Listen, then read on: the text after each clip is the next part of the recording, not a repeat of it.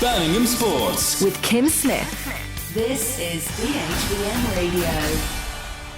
Welcome to the Monday after. My name's Kim Smith. I'm in the chair instead of Ben Ellis this week because Ben is right now this minute on the way to his holidays. So have a nice week off, Ben.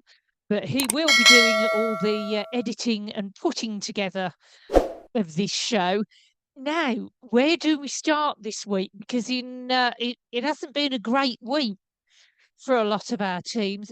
But what I think I'm going to do is start where there has been the sort of the greatest action, and that means it's going to be over to John at the Molineux. Now, where do you start with this, John, other than obviously the utter agony at the end for Wolves, losing that one at the last minute after thinking they'd at least got a point. But first of all, I gather it all got a bit nasty at the end.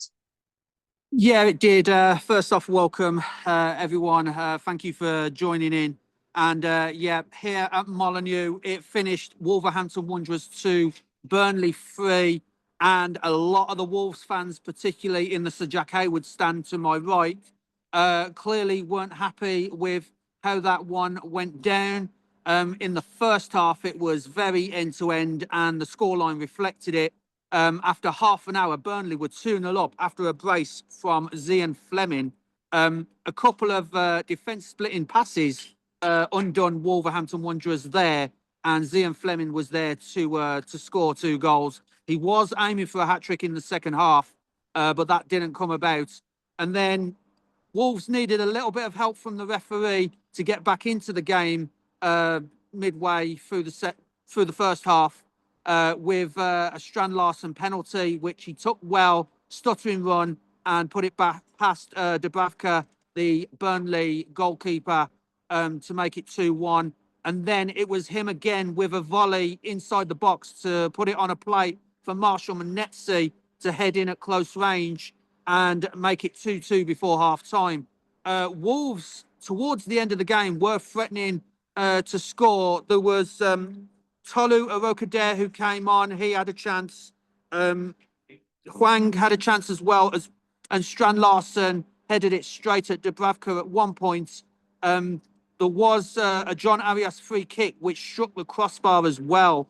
So it wasn't that Wolves didn't have the chances. It's just that Burnley took more of theirs than Wolves. And the substitute, their number 9, Lyle Foster, came onto the pitch and scored in what was a goalmouth scramble, it looked like, to put Burnley 3-2 up, win the game.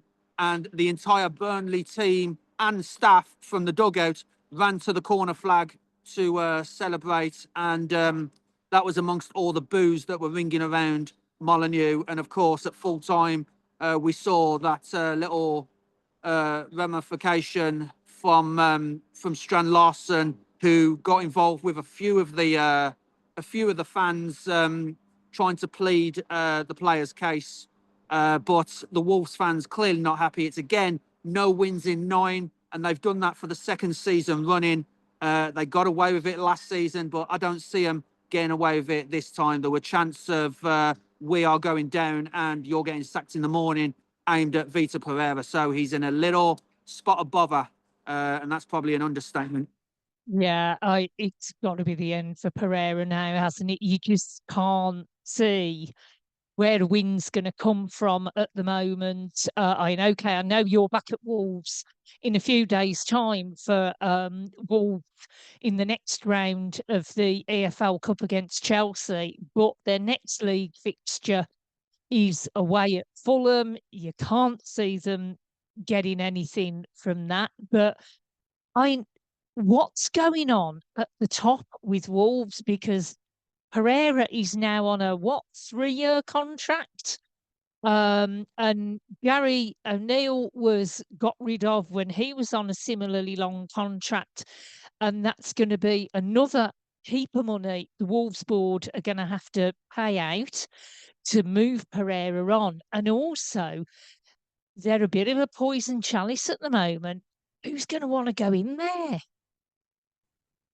Well, it's kind of hard to figure out who would take this job on because, like I said, twice now in 2 consecutive seasons, they haven't got a win in the first 9 games of that particular season, and it's very difficult. I mean, you know, Gary O'Neill had it tough last season. Vita Pereira's having it tough this season. It's all a case of deja vu here at Molineux, to be honest. And, I just don't see where, yes, they've got goals in them, which we found today with Strand Larsen and Manetzi, but those goals aren't transferring to wins because the defence is just so bad right now. They conceded 3. They've scored 2 goals and still lost the game. Yeah. So it's really frustrating for those Wolves fans. It's probably frustrating for the Wolves owner as well. Yeah. Not getting anything, bottom of the table, just 2 points from 9 games, and looking at teams, probably teams from the Championship that are doing better than Wolves at the moment. Yeah. Yeah. I know it must be extremely depressing to be a Wolves fan at the moment. You cannot see where a win is going to come from. And it's just really hard work, as we were talking about the other week. They bought players in, but it doesn't look as though they bought players in that are actually good enough to deal with the Premier League. And that's now showing. So, it's turning into a bit of a basket case, isn't it? I think It is absolutely, and if Vita Pereira is gonna be sacked anytime soon, then you feel that whoever comes in will need to, as the saying goes, hit the ground running. And most times, I mean, we're seeing it with Nottingham Forest at the moment. We're seeing it with West Ham. It's not an easy league, this, and the bottom No. 3. I mean, no disrespect to anyone here at Molineux, but the bottom 3 pretty much deserve to be where they are at the moment. Yeah. Oh, wow. Right. We'll be back with you shortly about West Brom, who also didn't have a very happy weekend. But let's turn on to something that is better news for the fans. And Rob, third time in a row that Villa have beaten Man City at Villa Park. How's Emery doing it? I don't, I don't know. I'm lost for words, to be honest. 3 seasons in a row now. We've beaten them at Villa Park. And you might go and miss saying, well, they've been sort of smash and grabs, but every victory has been deserved from Villa at Villa Park against Man City. It's like this Villa team. They've gotten so used to playing the big matches against Bayern Munich, against PSG, against Man City and in Europe and things like that, that they just really sort of turn up for the big games, the big teams, and then the smaller games, like the start of the season with your Brentfords and your Sunderlands, go ahead Eagles, and I generally think they get a bit complacent, and they're almost spoiled, I think, in a way because of how much they like this European and how much they like beating Man City, but yeah, I don't know. And also, I was trying to keep an eye on both the Wolves and the Villa games. And actually, just as I changed the channel over to the Villa games, I just watched Wolves initially going behind, changed the channel, and Matty Cash pops up, and it's actually a really well worked goal, isn't it? It wasn't even that Man City fans, because they beat us with a fluke. They were just lucky again. It was a good goal, but you had to soak it up in the second half, didn't you? Yeah, I mean they worked for it. Every player in that, it's really since the goal went in, every player gave everything they had, and so sorry, I've been shouting. All right. I'll be screaming. Oh, honestly. Yeah, it was a brilliant goal. I mean, it was very similar to the goal that John McGinn scored against Bologna in Europa League, and it was a very similar that it was the corner swept in towards the sort of back corner of the penalty area, and it when it first happened, it looked like a mistake from Morgan Rogers, and today it looked like a mistake from Morgan Rogers because he was on the penalty area and he was going to side foot it in. Both times he let the ball go through him, and it went to a player on the back corner, so John McGinn or Matty Cash. So I'm Yeah, wondering now if is that part of the routine makes that you the ball is wonder. swept towards that corner and Rogers comes and misses it. Yeah, yeah, because of But course all focus is on yeah, Rogers. yeah, He yeah. sort of does some strange sort of dummy with it, and then somebody further back has a go at goal, and of course because of that, the goalkeeper looked quite unsighted looking at Yeah, it again on the replays. yeah, Donnarumma didn't move for it, and Yeah, I mean, it was a wicked shot, towards the edge of the box, left-footed delivery to Matty Cash right in the side netting. I mean, he's a right fullback, and he's got a good right foot on him. But I tell you what, I think he might be starting to be both-footed because some of his left-footed deliveries in, and today the left-footed shot as well was venomous. But yeah, I mean, Villa, they really had to soak it up during that second half. Um, Man City did score. Haaland did get his goal, but it was quickly waved offside, and there was a very quick VAR check as well. But it took, let's say, even if that went in, it took about 90 minutes for Haaland to get the yeah, goal. yeah, He was taken out of the game so effectively from Concert and Anana. They had his number. Um, and Nana was so physical with him, and that's the way you have to beat him because yeah, Haaland is so physical with everybody else. So you have to give him a real shove. You have to knock him to the floor, obviously legally within the laws of the game, but you have to give it back to him to get anything from him. And in the commentary, I mentioned this would have been his 13th game himself that he yeah, scored in, and it was broken on the 13th. So unlucky number 13 yeah. for Mr. Haaland. Yeah, but great result for Villa. Puts Villa up to seventh. I've just had Yeah. a quick look at the table, which is not bad considering the slow start. And as you say, some of those games at the start were those teams that Villa possibly didn't turn up for properly.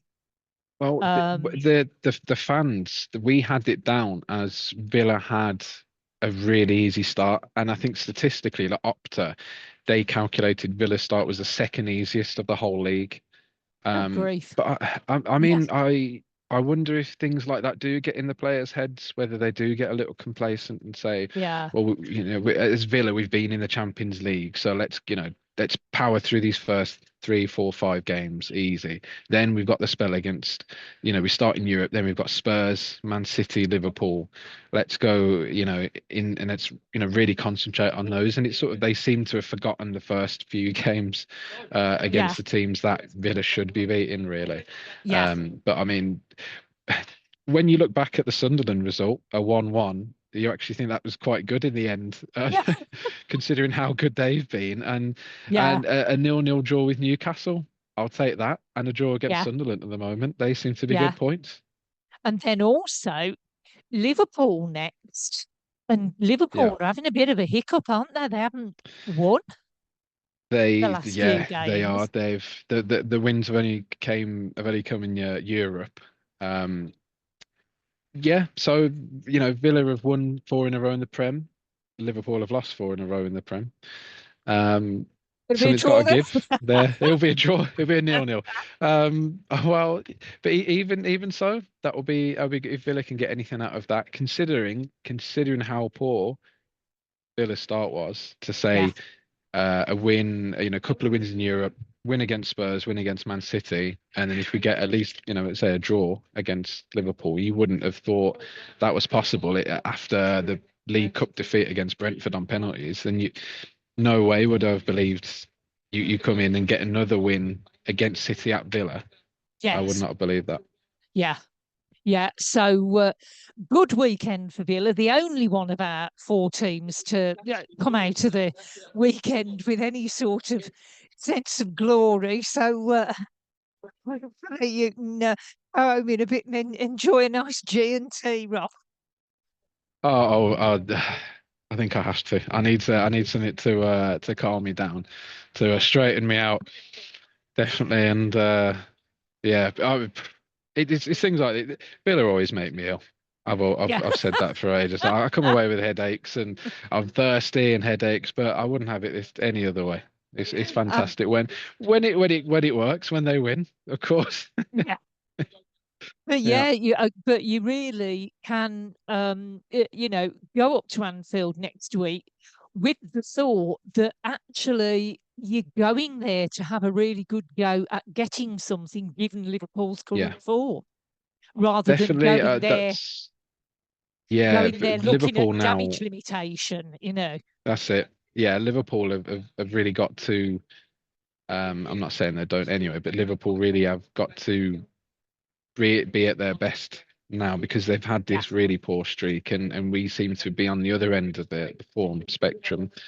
And if Villa if Liverpool analyze Villa the way I do, saying that Villa are always up for it, the top teams, then yeah, we got to really take it to Liverpool. yeah, absolutely. Right. So good day at the office for Villa. This is the Monday after. We are here on BHBN Sports YouTube. The highlights will be uploaded there very shortly from the editing skills of the lovely Ben, and we'll be back with you right after this. BHBN Radio has been going since 1952. It is run entirely by volunteers 24 hours a day, 365 days a year. Right now, BHBN needs friends like you to ensure it can broadcast to hospitals, care homes and into the community for many more years to come. You can help by donating through our Just GoFundMe account. It's easy. Simply go to our website, bhbn.net, scan our GoFundMe QR code, and in a few clicks, you can help us out. If you're a taxpayer, you can give 25% more through gift aid at no extra cost to you. BHBN Radio. Welcome back to the Monday after. Now we are moving on to the Championship, and wasn't a good week for our two teams. And I think, first of all, I'll come back to Jonathan Wimbush. And the Baggies were away at Ipswich, who hadn't had a great start to the season. But after the game, there was a lot of moaning on social media about Ryan Mason's choices in game plan. John, what was your take on the game? Yeah, well, clearly the result wasn't ideal for West Bromwich Albion, but I put it down to individual errors. We had a team selection which was probably one of the strongest that we could have possibly had, given like the few injuries and like people coming back from injury, like Carlin Grant, like Daryl DK, and like Christian Bielik, all coming back from injuries, and we don't want to rush them into the starting 11 too quick. Yeah. And that's one of the things I do agree with Ryan Mason on, but it's one of the few things at the moment because I feel that he can't go with the lone striker, whether it's Josh Maja or whether it's Ona Hegabo, because they just seem too isolated. I mean, we were up against former Baggies players, Dara O'Shea, Darnell Furlong, and of course, Cedric Kipre. So, we knew what their defence was all about, having been our own defence at one point. But, I feel it was a couple of individual errors. Playing out from the back never works with the Albion, and I've always said that because there's been quite a number of goals conceded, not just this season, but over the course of previous seasons. You could stretch that back to the turn of the century, really, where playing out from the back just doesn't work for this club. Yeah. And yet managers still insist on doing it. We just don't have the players for that. Mm. And it Yeah. was an individual error that led to Ipswich's goal late on, and it's yet another late conceded goal for Albion. I said a few weeks ago that these are the kind of goals that turn wins into draws and draws into defeats. Well, Yeah. we could have potentially had a 0-0 draw and a vital point in the championship, but it's another defeat, and that's 2 on the bounce against teams that I looked on paper at the start of the week, given their form, Watford and Ipswich, and they themselves haven't had very good runs. And I saw this as an opportunity to get 6 points, get up into the top 6. We could have been as high as third at one point yesterday. And you know, it was one of those. We were third in the Watford game for just 4 minutes before we conceded an equaliser. So it's one of those where it's a case of what coulda, shoulda, woulda. You know, it's one of those, and it's really frustrating. But you know, next Saturday, and I will be there for BHBN. It will be Sheffield Wednesday with all of their off-field problems. Yeah. With all of their problems. So yeah, they're just they're in administration. They've had a few points deducted. They're bottom of the championship. So there's another opportunity there to get our season back on track. But as I said, with these previous 2 games, when it's been an opportunity to take some points, we just haven't done it.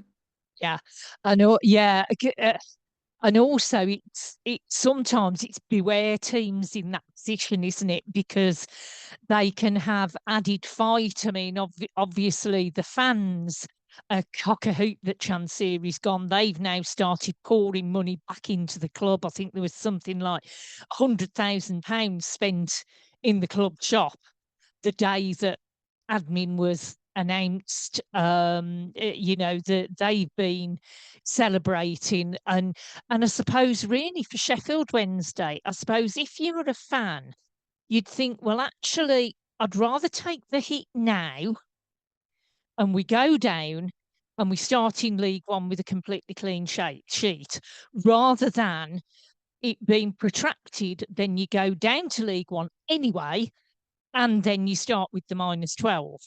So you know, you can sort of understand the logic behind that. But I suppose the main one with Sheffield Wednesday, it's always beware Barry Bannon, isn't it?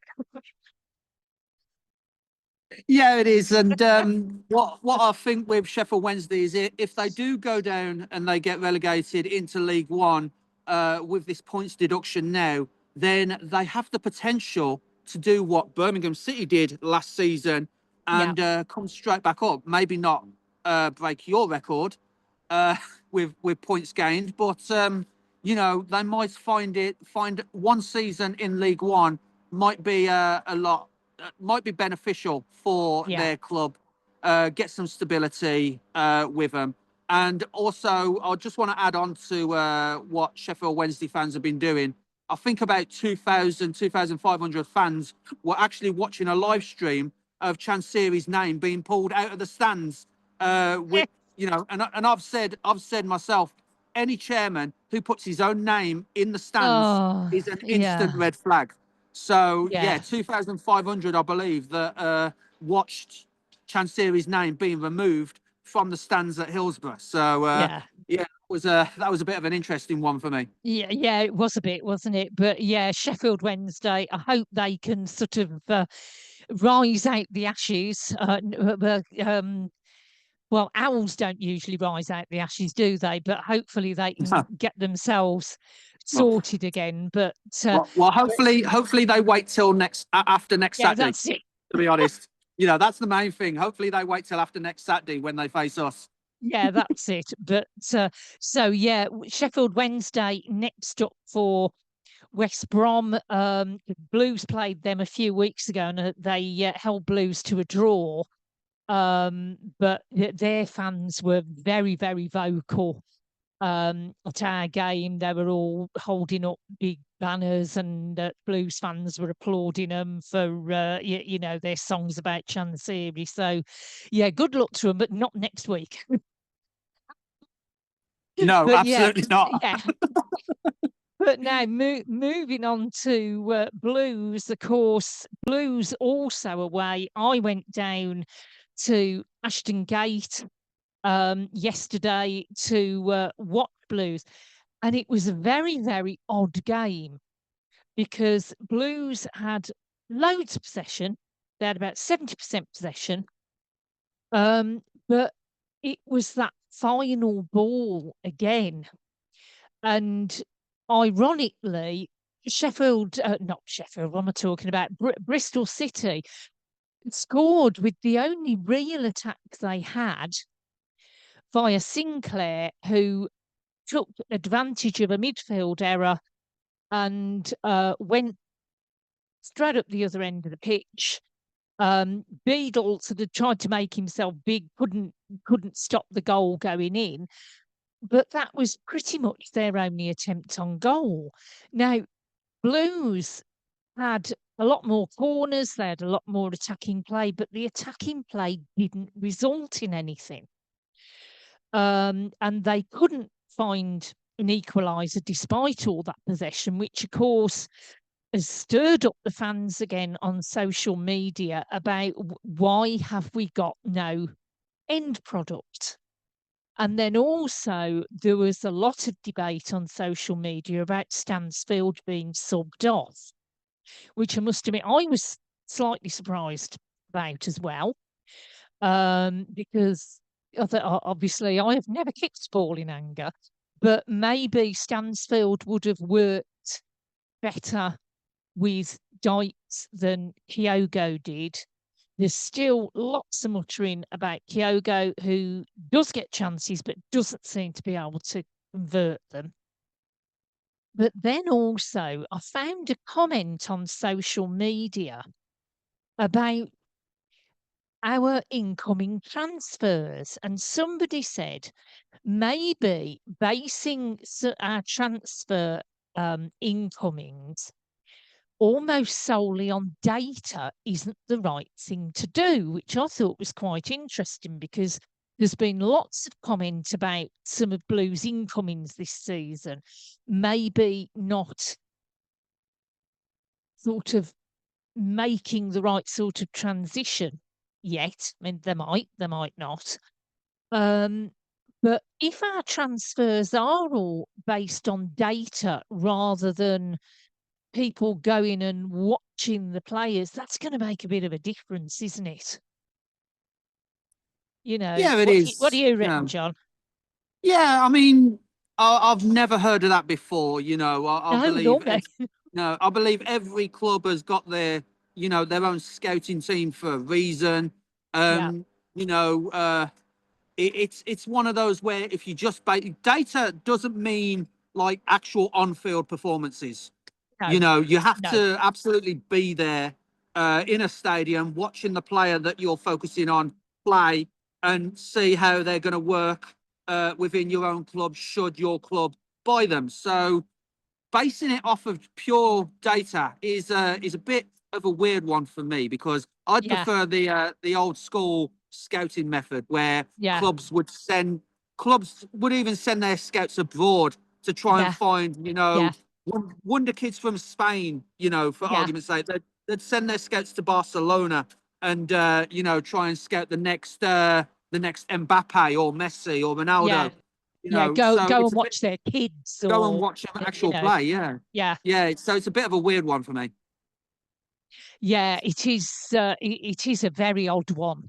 I mean, how true that is, I don't know, but I know Kate Blues have had more away games than home games so far this season, and then they've got 2 home games coming up next. Goes Portsmouth at home next, while you guys are entertaining Sheffield Wednesday, and you would hope that they're going to pick themselves up and play in the same way they usually tend to at home. But I think there are, at the moment with Blues, you could argue that there's more questions than answers. And I suppose we'll have to see how it goes. I mean, there are a lot of chunterings about Chris Davis, and is he going to get the hang of the championship in time? I mean, obviously, I am sure that the Knighthead board are now aware that if you do a knee-jerk too quickly, it might not get you where you want to be, a la what happened with Mr. Rooney. But you know, it it's a bit of a difficult one because Blues can play extremely well, but you've got to play well and have that end product as well. Villa obviously demonstrated today. Yeah, yeah, definitely. Me and Alan, who was on commentary with me, we were discussing earlier about Liverpool, about that kind of old adage that you can play, if you play poorly and still win. That's a sort of mark of a good team. Yeah. And I sort of said, well, does it does it strictly mean that? I mean, you can play really poorly and fluke a goal in the last minute like Liverpool were doing at the start of the season. Yeah. And if okay, take that kind of fluke goal in the 95th minute that they've scored a few times, take a Szoboszlai free kick out of it. Then they draw those games 0-0. Or, for instance, they might go on and lose that. And you go, well, surely then that's not a good team. If you take one goal out, you've lost the game or you've drawn the game. That doesn't necessarily mean you're a good team because you can fluke a goal at the end. There's been plenty of teams that play and don't get the win, like Blues.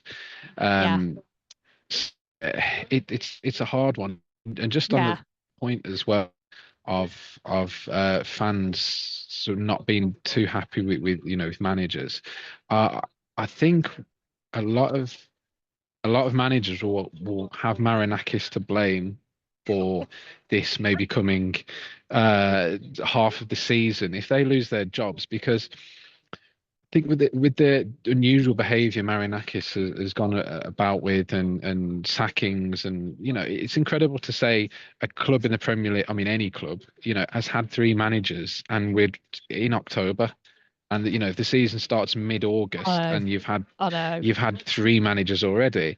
But I think you've got to watch now, because that sets a dangerous precedent that fans will think that's the way to go because they've seen Forest do it.